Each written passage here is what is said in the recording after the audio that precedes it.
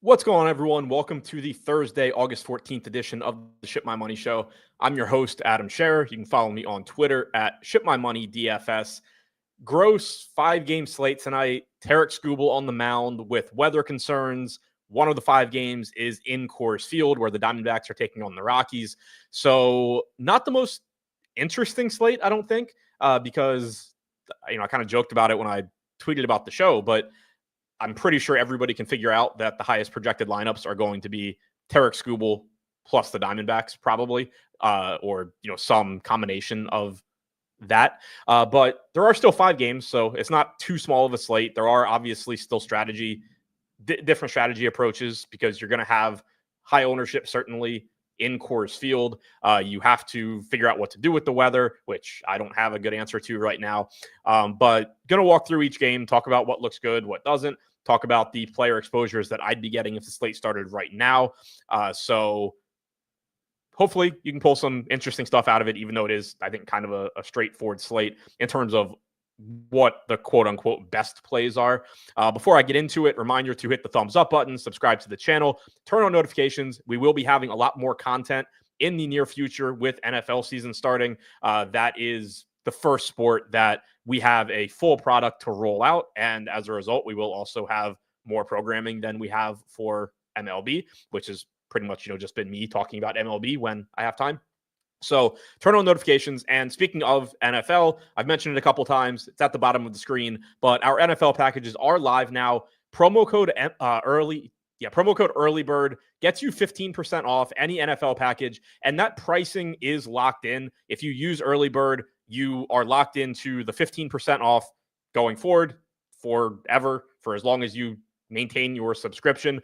So there is a lot of value in that. We are really excited about the product. And I think that really, regardless of what you're looking for, we have something that will fit your needs. I don't, obviously I'm biased, but I think the $25 a month that includes projections and the ability to sim up to 5 lineups and the optimizer is probably the best value in the industry. I think most places you have to pretty much pay for the full sim to even get their projections, which automatically runs you somewhere around $100+ a month.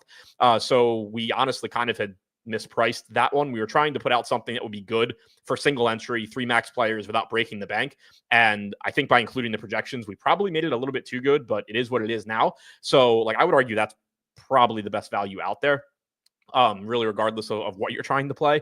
But if you're somebody, that does play single entry 3 max, I think that is a great option. If you are into prop betting, obviously you can either use those projections, or $39 a month, you can sign up for the props package, which has an underdog tool, a prize picks tool, just a general prop pricing tool. If you are an MME player, somebody that plays DFS more seriously, we have the normal packages as well. You can sign up for the full Sims package. You can add on Shady Advice's portfolio tool if you think that will help you out. All that stuff is available. The link is in the description below. Early bird gets you 15% off. That is available through August 31st. So take advantage of that. Now, getting into baseball, Miami taking on Cleveland. In Cleveland, Edward Cabrera pitching for the Marlins. Tanner Bybee is on the mound for the Guardians. I'm getting to both. Obviously, it's a 5-game slate, but I am playing this differently than the field's projected to right now. And part of that, I'm sure, is because we do have a higher projection on Edward Cabrera than other places do in the industry. And I'm perfectly fine with that. Obviously, pitching in Cleveland isn't ideal. This has been a hitter-friendly park since they made the changes in the upper deck design, for lack of a better way to phrase it, last season. But we've seen legitimate improvements for Edward Cabrera this season.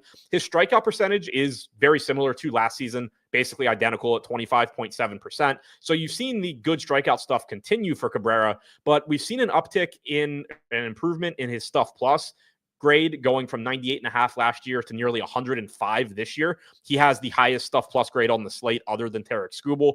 But the other really big thing for Cabrera, and this is probably even bigger than the jump, or more important for him than the jump in stuff plus, because he's always, even though 98.7 is a slightly below average stuff plus grade, he's always had the good changeup, which is a pitch that stuff plus doesn't always favor. But he's always had, really good stuff overall. He's also always had control/command issues. His location plus grade this year has gone from 95 last year to 101.8 so far this year, 3.51 xFIP, 3.08 ERA.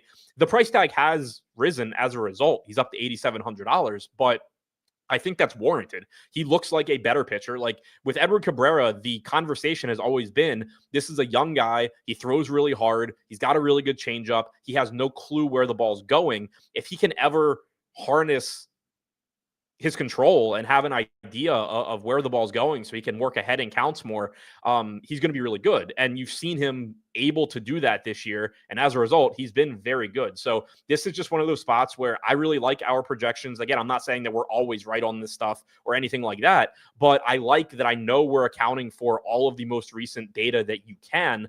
And guys like this, I think there is a tendency for the industry as a whole to kind of just be behind the times because they're kind of just not projecting in the same way and not using the same data and relying more on, just regressing what he's done in the past with what he's done this year and assuming everybody's kind of on that same, you're using kind of just like a average baseline in how you're, especially with young pitchers, in how you're projecting guys. And you have the data available now to really be able to hone in on, well, is this guy actually the same pitcher that he was last year? And in the case of Edward Cabrera, I don't think he is. So I think that projecting him better makes sense. As a result, projected for about 13% ownership right now, I have 40% Edward Cabrera. Again, do I feel super confident in that? Like, no, it's still a pitcher that does have volatility. We are talking about a pitcher that these improvements are half of a season basically. So there is, that risk there. He is pitching in Cleveland, which is a park downgrade for him, but there are strikeouts on Cleveland. Obviously Kwan and Ramirez are difficult, but there's strikeouts elsewhere in the lineup. And it's a 5-game slate. So I really don't mind the amount of Cabrera that I'm getting. Tanner Bybee getting 32% ownership at 7,700. I'm getting to 19%, so I'm a little below the field there. Obviously, these two things go hand in hand. If you disagree with me, if you think that his projection should be lower, if you just don't want to play that much Cabrera, then obviously I would expect to be getting more Bybee. I think that he's perfectly fine. I think the price tag looks pretty good at 7,700. There aren't a ton of strikeouts in the Miami lineup, which, obviously drives down a projection a little bit, but he's still only 7,700. Miami's active roster against right-handed pitching this season ranks 22nd in strikeout percentage. They also rank 12th in WRC+. A lot of that obviously being driven by Kyle Stowers in the season that he's having. Jacob Marcy has been very good since debuting as well. But Bybee is a pitcher that up until this year was looking really good. And then we have seen a drop off for him so far this season. His strikeout percentage going from 26% last year down to 21.5 this year and 131 innings pitched. Now his stuff plus grade is actually about the same as last year. It's slightly better. His command hasn't been as good, but it's not a huge drop off. Location plus grade is 1.5 points worse than last year. So he is somebody that I think you're far enough into the season that you do have to buy into this significant drop off in strikeout percentage. That is a stat that stabilizes pretty quickly. And you're far enough into the season that the best way to predict his strikeout percentage going forward is to just look at his strikeout percentage so far this season. So you can't just ignore that and say, well, his stuff is still similar. Everything looks similar to last year. He's going to just get back to what he was. That would be a mistake. But at the same time, there is definitely a difference when I look at somebody like this and say, okay, well, his strikeout numbers are down, but his stuff as a whole is still good. His command is still fine. There's no massive drop off in his ability as a pitcher, at least in the metrics that I'm looking at. Whereas you get other pitchers, Brandon Pfaadt at one point this year was an example. I don't know what he's at currently, but at one point you had that big strikeout dip, but you also had his stuff is playing a lot worse this year. His command this year is dog shit. No wonder he's not striking guys out. He's just a bad pitcher right now. You're not getting that with Tanner Bybee. So I think that the price tag coming down to 7,700 does alleviate a lot of the issues with the drop-off in strikeout percentage. I think that he does look fine here, but again, I prefer Cabrera at their current projected ownerships. We do have Cabrera projected a bit better, as you can see on the screen. So I think how much Bybee I end up with will be a result of exactly how much Cabrera I end up with. There is obviously some negative correlation between them as well. So not to say that on a 5-game slate, you can't play them in the same lineup. You certainly can, but there is that little like push-pull as well, where not only if I play more Cabrera, not only is that taking up a pitcher spot in my lineups, but I am going to somewhat prefer not having Bibee in the lineups that have Cabrera as well. So that kind of makes it a sliding scale between the two also. But both of these pitchers look at least good. Obviously, like I said, I prefer Cabrera right now, given the ownership difference and the fact, we have him projected a little bit better. For the bats here, starting on the Miami side, I am over the field on Miami, which may as well be. It's a 5-game slate. Bibee is getting 32% ownership. I am below the field, like I said. So I've said it a million times in the past, but the smaller a slate is, the more that negative correlation against a pitcher is going to just naturally make its way into my lineups. It's not that I say, oh, it's a 5-game slate, let me click more Miami or anything like that. It's just a function of fewer options, lower opportunity cost.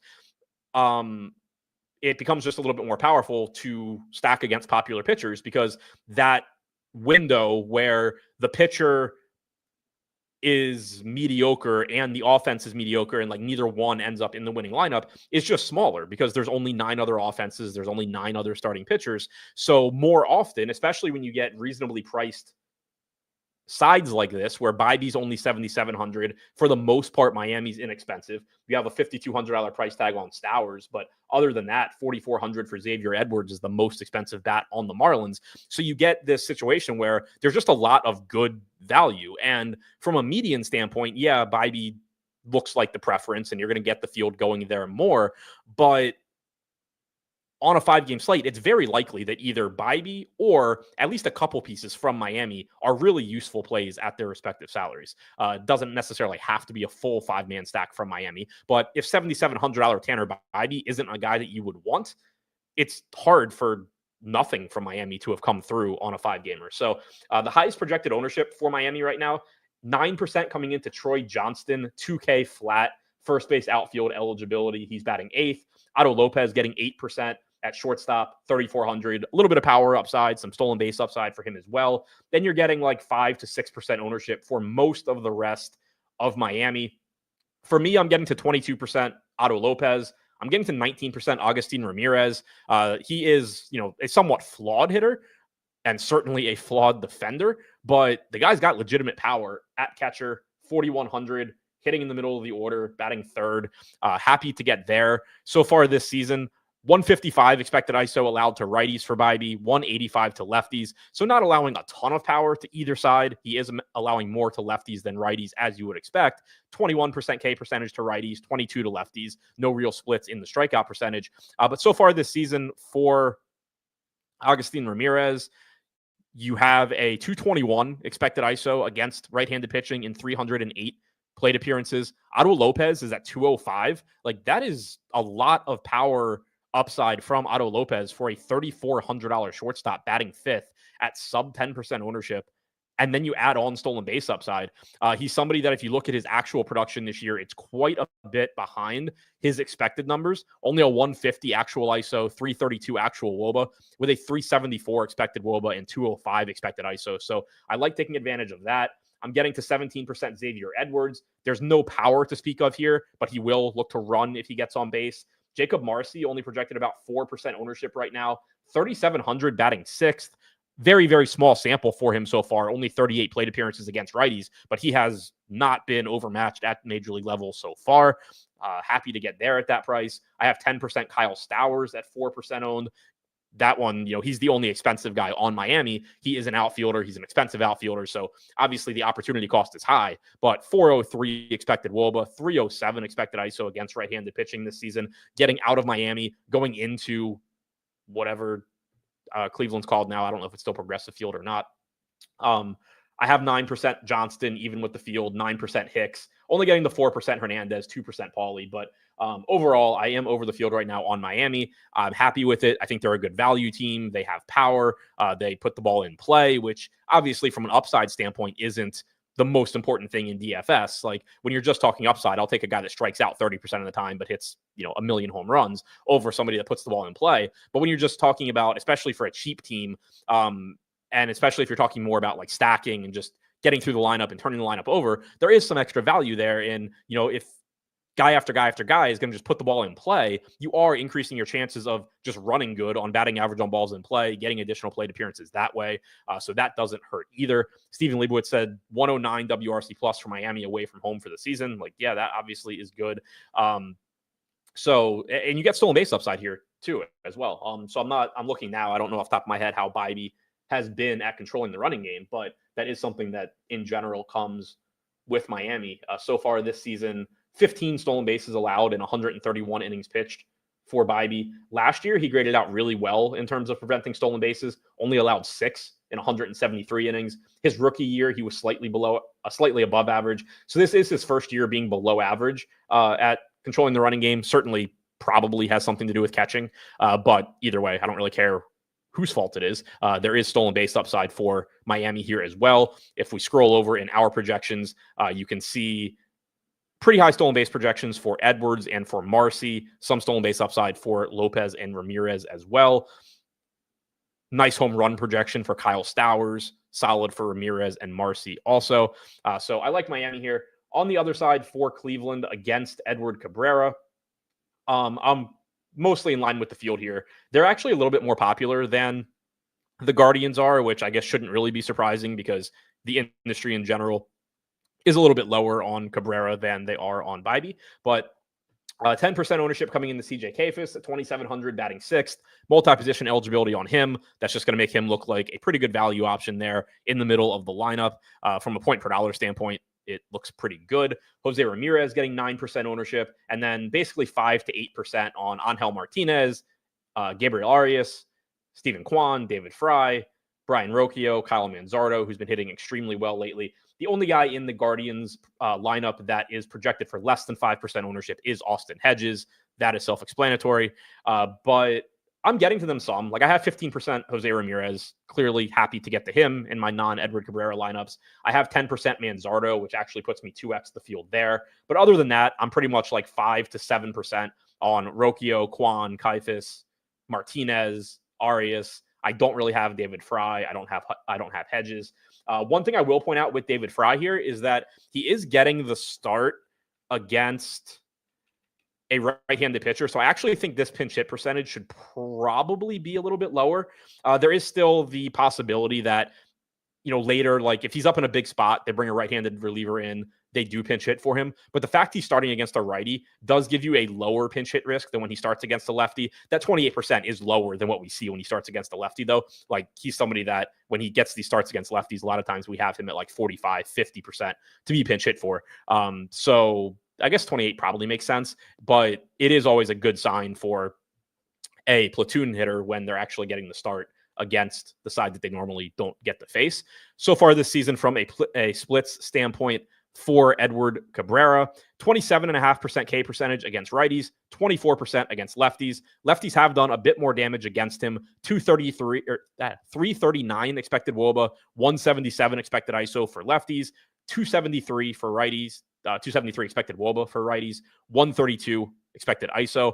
So you would prefer left-handed bats here against Cabrera. He does have that good changeup, good curveball that has a 19% swinging strike percentage against them as well. But lefties have done more damage. It is a lefty-heavy lineup. Kwan, Martinez, Ramirez, Manzardo, 1 through 4, all left-handed. Kayfus batting 6th, left-handed. Rocchio batting 8th, left-handed.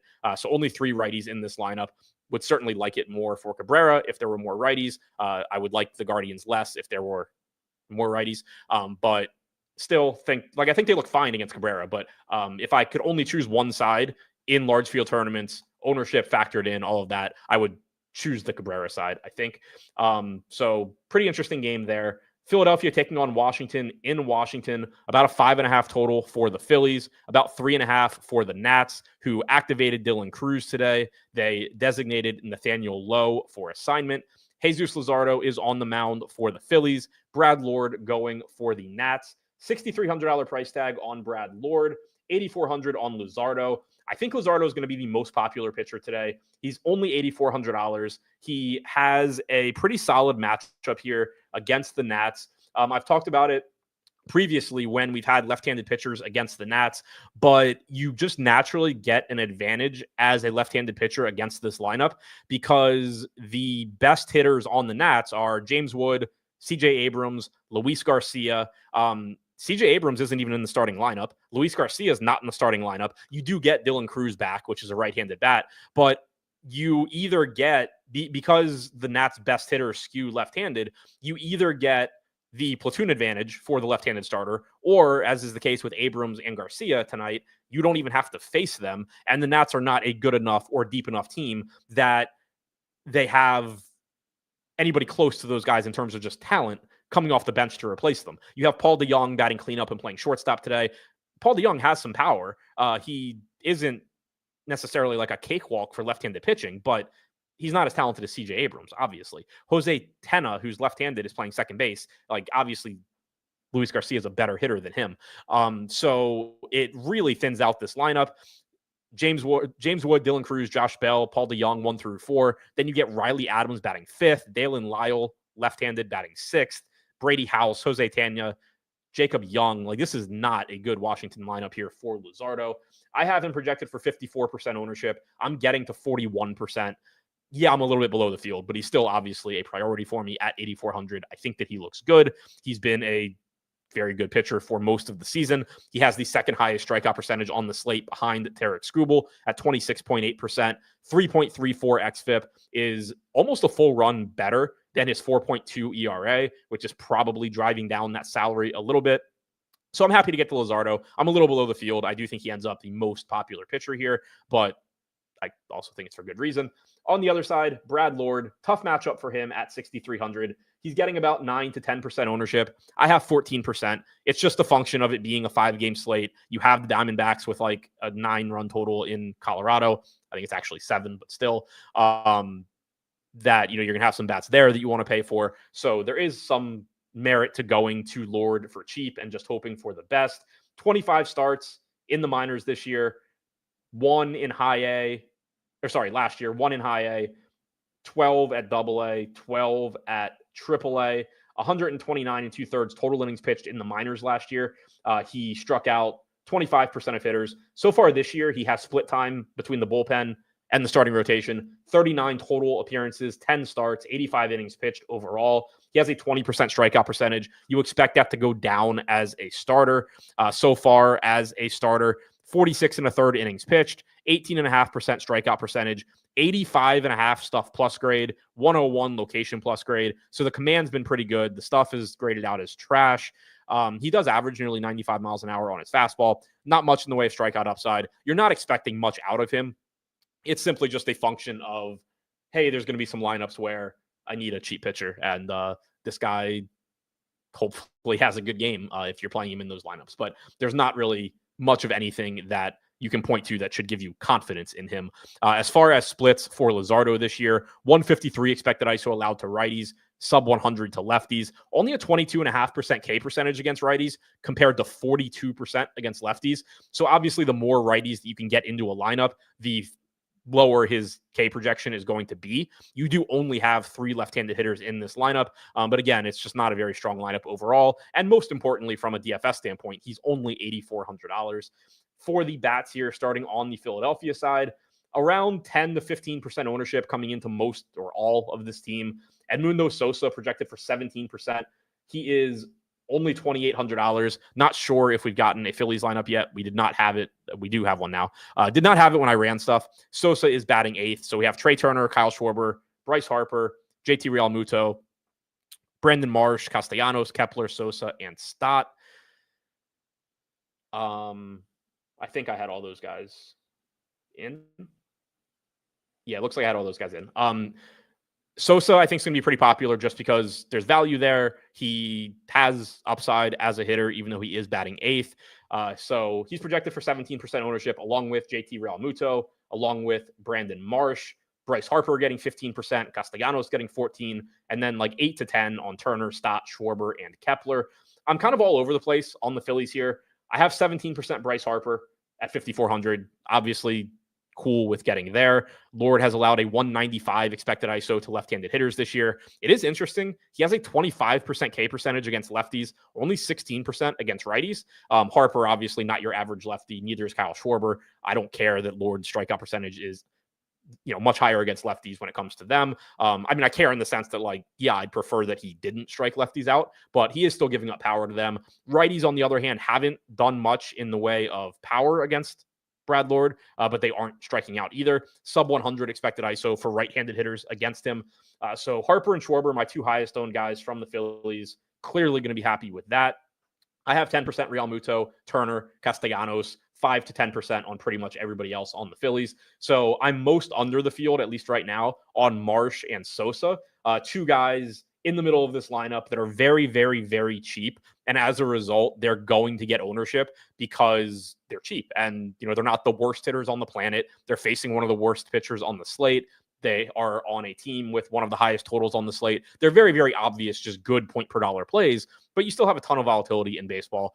So those are the types of plays where clearly I'm not going to be upset if I end up with lineups that do have them, but they're also the type, when you're talking about popular players, if I can find a way to get away from the kind of mediocre, give or take, hitter that is popular just because he's cheap, that's who I would rather get away from as opposed to, giving up Kyle Schwarber or giving up Bryce Harper. Obviously, it doesn't always work out that way because of pricing, but right now, at least, it seems like and this probably has to do with Miami, for example. Miami's not getting ownership. We have guys on the Marlins getting half the ownership of Brandon Marsh and Edmundo Sosa. Yeah, the Marlins have a lower team total and all of that. Obviously, in cash games, you're going to prefer the Phillies, and the Phillies have a higher chance of succeeding. But when you factor in range of outcomes and ownership, I have no problem just filtering in more of these Miami value guys that I'm getting to, and it costing me some of the point per dollar decent plays on Philadelphia. Moving over to the Nats here against Luzardo. Three guys on the Nats that I have a lot of, and then I'm not getting much of anybody else. It's mostly guys that I'm not upset about. I have 25% Dylan Cruz. I have 23% Paul DeJong. I have 21% Josh Bell. So three right-handed bats against Luzardo that are at the top of the order. DeJong does come with pinch hit risk. Clearly, he's playing shortstop in a game that CJ Abrams is not in the lineup. We only have a 0.22 or 22% pinch hit risk on DeJong. I kind of think it should be higher because of Abrams not being in the lineup. I, in my personal stuff, probably will dock DeJong a little bit more just because of the fact that Abrams isn't starting. His historical pinch hit percentage is going to be lower than you would expect it to be tonight. Double checking to make sure Abrams isn't hurt or something. Obviously that would change everything. If he is, I missed it. But assuming this is just DeJong getting the start. They could obviously move him. They could move him to a different position when Abrams comes in, but Abrams being on the bench does increase the likelihood of him being pinch hit for. So I will be docking him a little bit more than our projections do. But he's still 3,100 batting cleanup with multi-position eligibility on a 5-game slate and has negative correlation against the most popular pitcher on the slate. So I'll probably still get to plenty of him. It'll probably just be a little bit less.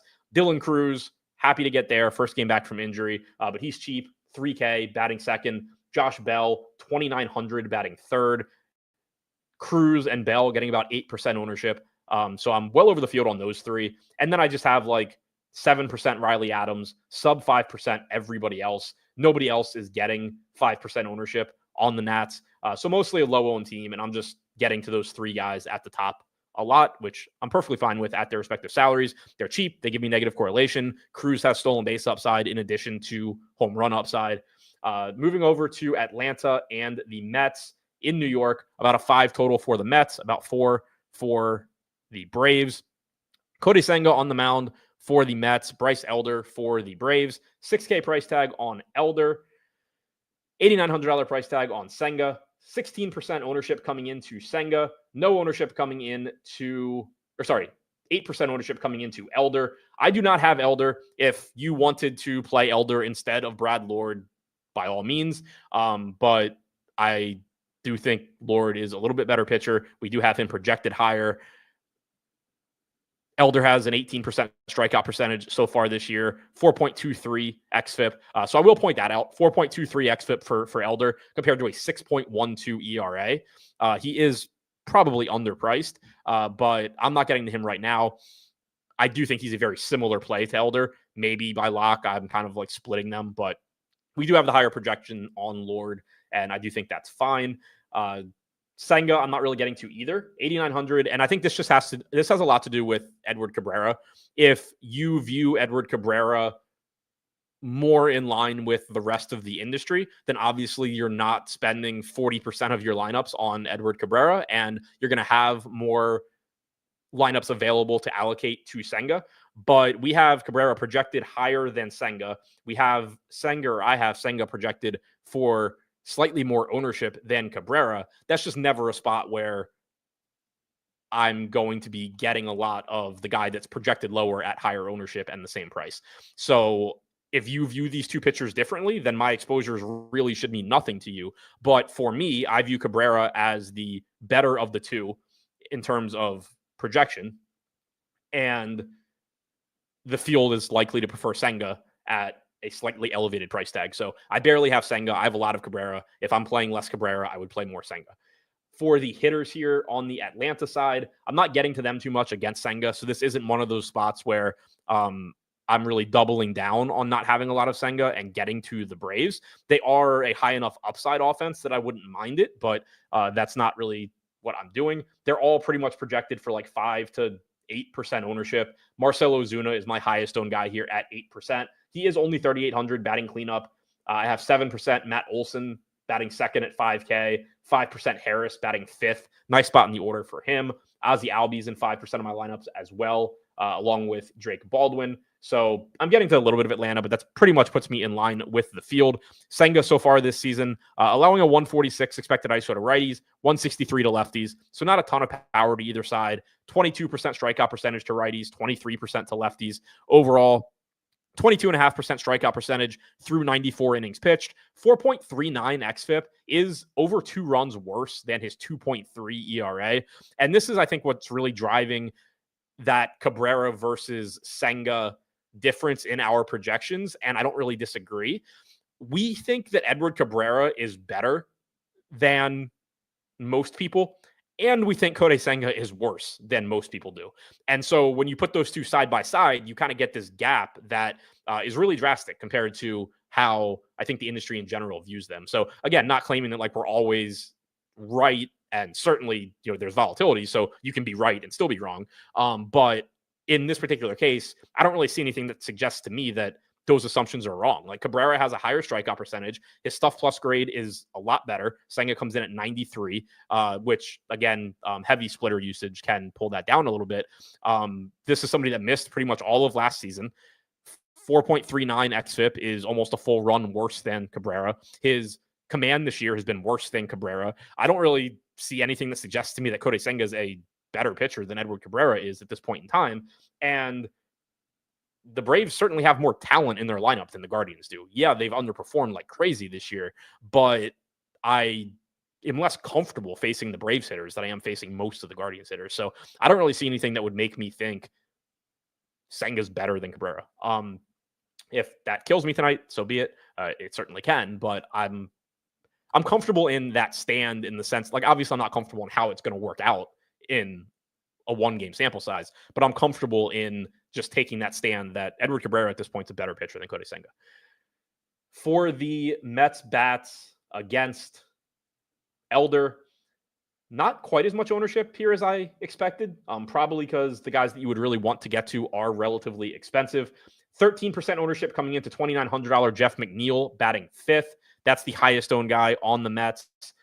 Juan Soto, 5,800, getting 10% ownership. 10% to Ronnie Mauricio, to Francisco Lindor, to Cedric Mullins, to Pete Alonso, and then 5 to 8% on Nimmo, Beatty, and Torrens. So there is ownership coming into the Mets. I just thought it might end up being a little bit higher here against Elder. So far this season, lefties have a 208 expected ISO against Elder, righties at 185. So lefties have done more damage, but he has given up power to both sides of the plate. Jeff McNeil at 2,900 looks like a pretty good value here. I'm getting to 8% of him. Juan Soto is my highest owned bat from the Mets. It kind of feels like I'm not playing with a salary cap tonight. I just keep sorting by my player exposures, and it's just the best player on every team, which has been nice. But Juan Soto, I'm getting 17%. That puts me above the field. Then I'm in that like 8 to 10% range on Lindor, Alonso, Mauricio, Nimmo. So mostly around the field on the Mets, a little bit over on Juan Soto, clearly a spot that I'm very happy to be. Now, this next game is tricky, and I don't have a good answer for you as far as what to do with it, other than pay attention to weather updates and hope that we get some sort of clarification. I ran everything as if this game ends up being playable. Obviously, if Tarek Skubal ends up not being playable because of weather, then Luzardo becomes a lot more popular, Cabrera, Bybee become more popular, etc. That goes without saying. But really, with the information that we have right now, I think this is just fully a make your own decision. I don't think there's a clear-cut right answer on this one, because right now the information that we have is essentially there's a lot of rain and storms in the area. It could be light rain, but it could also just be a storm that pops over the stadium and there's delays. We don't know when the delays will be, if there are delays. So my thought process, and again, I don't think there's a right answer here. I wouldn't fault anyone for saying like, okay, if 30, what do I have? I have Skubal projected for 39% ownership. If 40% of the field is going to play a $12,000 pitcher that might go 3 innings and then have to be taken out of the game, I'm just not going to play that guy. That's reasonable. If you take the approach, which is what I'm leaning towards, of it's a 5-game slate. There's 10 pitchers total. One of those pitchers is Bryce Elder. One of those pitchers is Brad Lord. 2 of those pitchers are pitching in Coors Field. I'm going to roll the dice, say fuck it, and hope that that the weather works out for Tarek Skubal.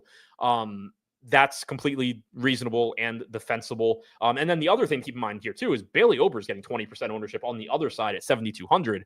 So both pitchers in this game are very important parts of this slate.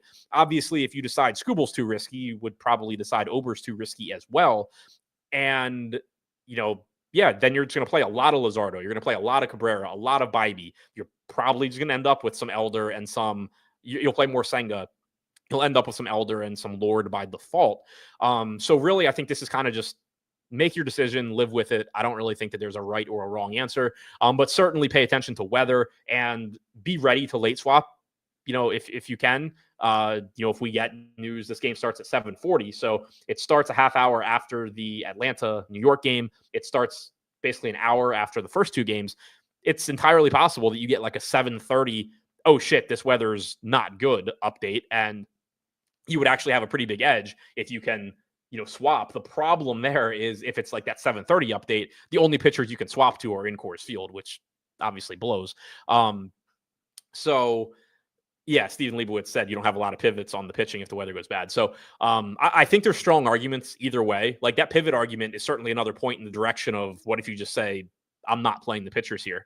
And, because if you say I'm not playing Skubal, I'm not playing Ober, like before the slate starts, getting Senga, Cabrera, Bybee, Luzardo, that's not the worst consolation prize. Like, are you in trouble if Tarek Skubal gets a full game? Yeah, probably. But at least he's also $12,000. So there are ways he can have a good game and still not be completely necessary. But it's not like you're stuck with horrible pitching or anything like that. Whereas if you do go Skubal, Ober, and then you have to swap, you are stuck with horrible pitching. So I'm not positive what I'm going to do, but I think you can make a reasonable argument in either direction. But like I said, I made lineups as if I'm going to go ahead and play this game for right now. 39% projected ownership to Skubal, 20% projected ownership to Ober. I got to 29% Skubal. I got to 42% Ober, which I do not love, but he is $7,200. He is projected for about 2/3 the ownership of Tanner Bybee in that price range. We have Ober projected, I think, similarly to Bybee at a little bit cheaper price tag. So I'm fine with it. I don't love the matchup against the Tigers. It's obviously a good offense. Ober so far this season, striking out 18% of hitters. That is down 8.7 points from last year when he struck out 27%. He's kind of similar to Bybee, where The stuff plus grade is similar to last year. The command is worse than last year, but it's still been above average. Fastball velocity is down a mile an hour, but he didn't throw hard anyway. But then you just have this massive drop off in strikeout percentage, which across 103 innings pitched, you should be buying into. So I don't have a lot of good things to say about Ober, but he is $7,200. That's kind of the only good thing I can say. He is lower owned than Bybee. So I'm getting to him. I don't love it. Obviously, the Tigers are good. That scares me. Skubal, I'm playing him wherever I can get to him, but he is expensive. There are plenty of expensive hitters on the slate that I like. As I mentioned, I'm getting above the field on Soto right now. I have Schwarber. I have Harper. I have Jose Ramirez. We haven't gotten to Coors yet. But where you can get to Skubal, obviously, he's going to look good as long as the weather cooperates. Steven said, would you play Skubal in cash as it stands now? I don't know. I would have to, that's really hard for me because really the way I would approach that decision is looking at what my best Skubal lineups look like and what my best non-Skubal lineups look like and how big of a gap is there between them would be my approach. And I haven't done that. So it's hard to say. If I, obviously hypothetically, this wouldn't be the case, but if there's a 30-point gap in projection between my best Skubal lineup and my best non-Skubal lineup, and we have the weather information we have now, then I'm probably going to just roll the dice and hope Skubal works out. Because in that case, even if I get 5 innings from Skubal, he probably did enough. If there's a 2-point difference, then I'm probably going to just play the non-Skubal one and lower that risk. So a lot really just depends on how big the gap is and then exactly what the weather looks like as we get closer to lock. For the bats here, starting on the Tigers side, I was really hoping that this was going to be a spot where, I'm playing a lot of Ober, but I'm also playing a lot of Tigers. It does not appear that way right now. I have 19% Colt Keith leading off at 3,600. He has done a lot of damage this year. He is cheap. He does come with considerable pinch hit risk as well. We have him lower than I expected at 11%. My guess was that would have been higher. We have Kerry Carpenter at 14%. But I'm getting to 19% Keith. Other than that, I have 7% Torkelson, 6% Carpenter, and it just goes down from there. The field isn't getting to them too much either. Against Ober, which is a little surprising to me. But again, you do have Coors, you do have Philadelphia, you do have other spots that certainly make sense. Ober this year has given up power to both sides, 234 expected ISO to righties with a 21% strikeout percentage, 207 to lefties with a 15% strikeout percentage. I mostly just really wish I wasn't playing so much Bailey Ober right now. But if you can get the Tigers bats at low ownership, I think it makes sense. Again, that's not really what I'm doing right now, but it's certainly a solid spot to get to. Keith has a 217 expected ISO against righties this year. Torres is at 195. Carpenter's at 282. Riley Green is at 320. Torkelson's at 231. There is massive, massive power upside in this Tigers lineup going up against a pitcher that does not do a very good job of limiting it. So if this is one of those spots where I do trust my process. I don't do a whole lot as far as manually adjusting things so that, what's in my head matches up with what I'm playing necessarily, because there's a lot of moving parts. But this is one of those spots where if I was just drawing out how I was going to play this slate, I'd still have some Bailey Ober because he's 7,200 and it's a 5-game slate. But I would, in my head, like to be over the field on these power bats on the Tigers because Bailey Ober gives up a lot of it, and there's a lot of power in this lineup. Now, again, there is pinch hit risk, particularly for Keith and Carpenter, but that's a lot of power upside at pretty decent pricing here. They're not cheap, but there's nobody 5K other than Riley Green in this lineup. Minnesota side, we don't have a lineup yet against Skubal. They're getting no ownership. I have 8% Byron Buxton. I have 4% Royce Lewis, 3% Lee, 2% Keyshaw. You don't need me to tell you that you shouldn't be prioritizing hitters against Tarik Skubal, whether you're playing him or not. I will point out the price tag. That drives a lot of that negative correlation talk as well. If Tarik Skubal were, for whatever reason, $8,000, one, he should be at 100% of your lineups, weather aside. But if for whatever reason he wasn't, the Twins would look more appealing because there's basically no window where Tarik Skubal doesn't do well at $8,000 unless he gets lit up. At $11,900, Tarik Skubal can have a good game, but you could just have expensive bats, do really well. You could have Coors go nuts. You can have these cheaper pitchers do well. Luzardo is $3,500 less expensive than Skubal. So there is a very wide window where Skubal can can keep Minnesota from having good games and still not be somebody that you have to have. So even if you're somebody that isn't getting a ton of Scooble, like I'm a little bit below the field, it's not a spot where I would be looking to heavily get to the other side either. Finally, wrapping things up with Arizona taking on Colorado. In Colorado, obviously you're going to get tons and tons of ownership to this game. Bradley Blaylock is going for the Rockies. Eduardo Rodriguez is going for the Diamondbacks. Rodriguez getting 9% ownership. Blaylock is getting none. I have 9% Blaylock. I have 3% Rodriguez. Blaylock is simply that he is 5K. We have him projected for 7 DraftKings points. Clearly, you don't want him. You're not going to feel good about him. But from a range of outcomes standpoint, is his range of outcomes actually that much worse than Brad Lord or Bryce Elder? Probably not. It's just shitty for all of them. But you do get negative correlation with Blaylock, more so than those other guys. Like, yeah, people are going to play the Mets some against Elder, and they're going to play the Phillies some against Lord, but you're going to get more ownership coming into Arizona than you are those other teams. So you do get a little bit of a benefit there. He is a little bit cheaper at 5K. Ideally, I would have none of him. If I have anywhere between 0 and 10%, I'll live with it. If I were getting more than that, I would start to have problems. Rodriguez on the other side, 9% ownership, obviously a good matchup for him. Rodriguez is kind of like a volatile pitcher too, in that it kind of just seems like he either has it or he doesn't. You don't get a lot, at least anecdotally. Like, I haven't actually gone back to look at this, but from, betting strikeouts and playing DFS, it always feels like either Rodriguez just goes out there and like carves up the other team, or he's just terrible and doesn't look like a major league pitcher. On average, overall, 22% strikeout percentage this year, 4.42 xFIP is quite a bit better than his 5.68 ERA. We know that the Rockies suck. Rodriguez is only 6,900. If you want to use him as a value play, that's fine. We know that strikeouts go down in cores. You're at greater risk of running bad on batting average on balls in play in cores. So all of the normal risks here, but the Rockies do suck. Speaking of the Rockies sucking, I'm getting a lot of them. But first, on the Arizona side, I do not have a ton of the Diamondbacks, all things considered, which I hate, but it's a 5-game slate, and that's kind of just what tends to happen on shorter slates. It's one of the nice things about larger slates is you get the team like Arizona and they're 15% owned across the board, and you can kind of just play them if you want to. 27% projected ownership to Carroll, 26% to Marte, 28% to Tyler Locklear at 3,600, 22% to Gurriel, 17% to Alexander, 22% to Adrian Del Castillo, like 17% to Jose Herrera, 20% to Thomas, basically the entire lineup, 23 to Perdomo, who's leading off, like the entire lineup basically getting 20 to 30% ownership, slightly lower for Blaze Alexander and Jose Herrera.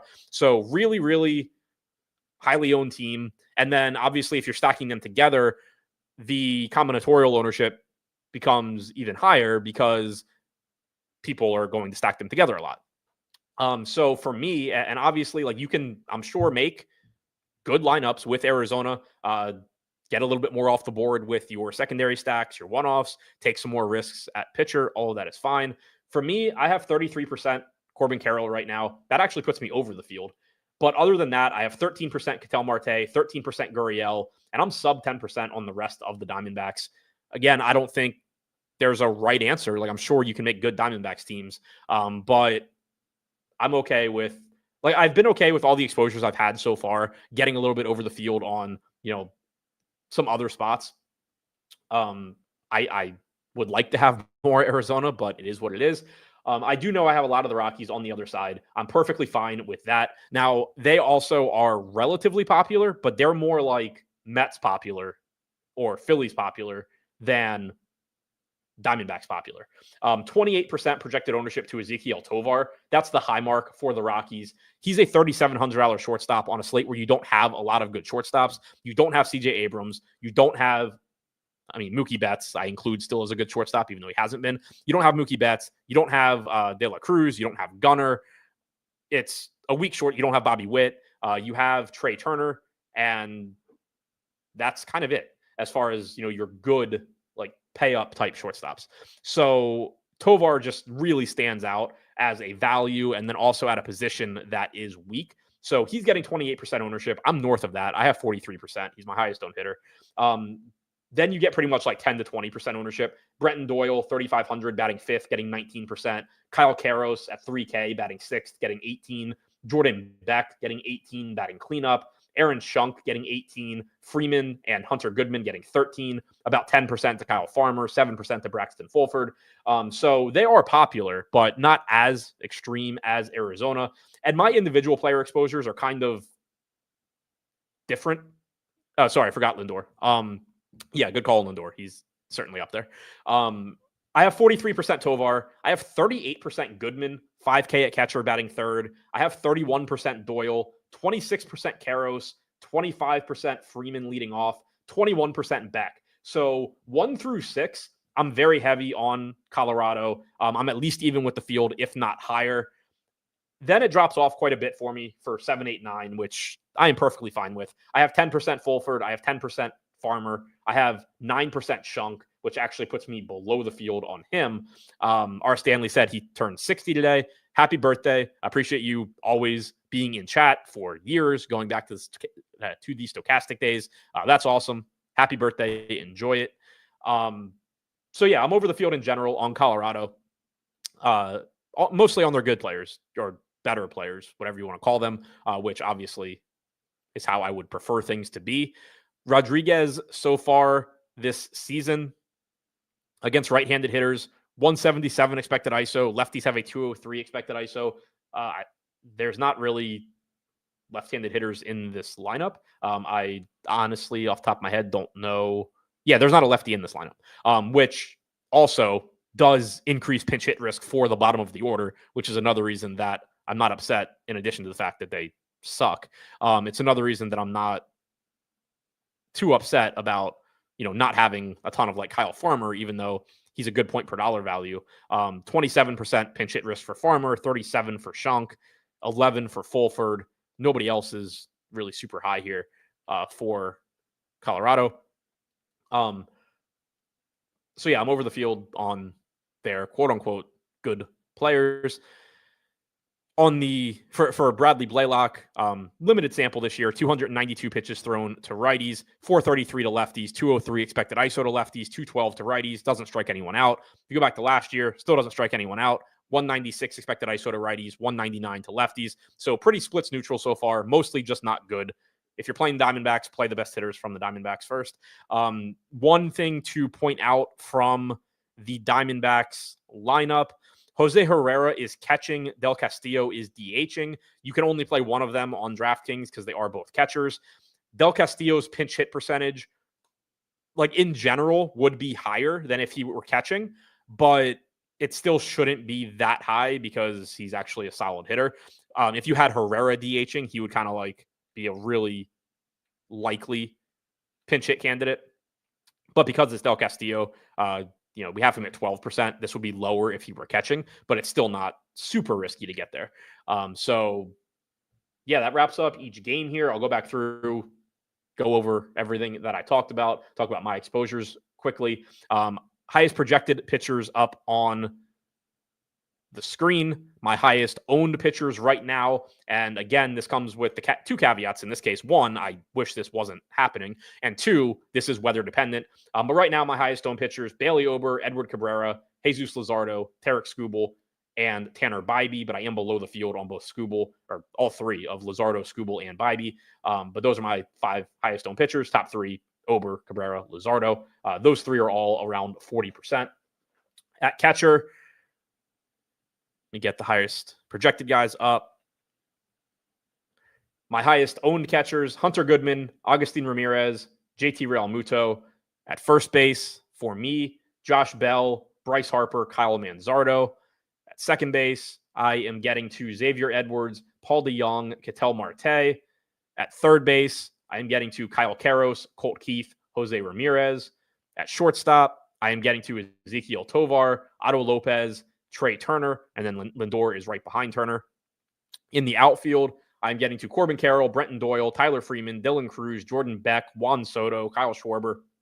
I'm actually paying down more in the outfield today than I usually do. Obviously not, all the time. Like Carroll's my highest owned outfielder at 6,600.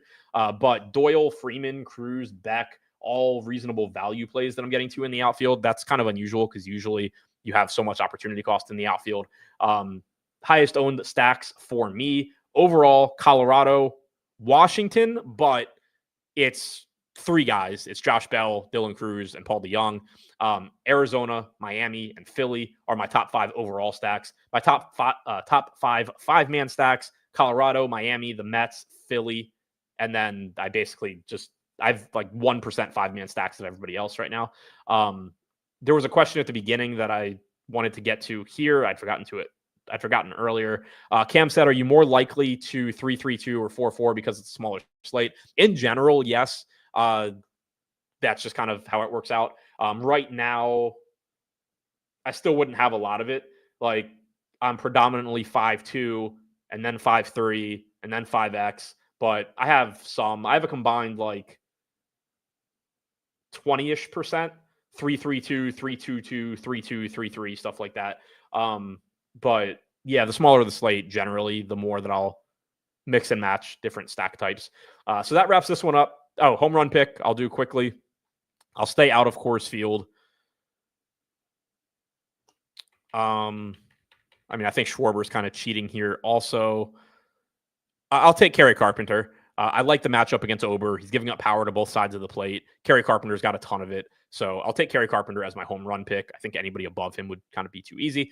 So that wraps this one up. Thank you for checking out the show. Don't forget to subscribe, turn on notifications, hit the thumbs up, all that stuff. And most importantly, use promo code EARLYBIRD. Get 15% off for life of whatever NFL package you want for this season. We have something for everybody. Check those out. Link in the description below. Good luck on your lineups tonight. See you back here tomorrow.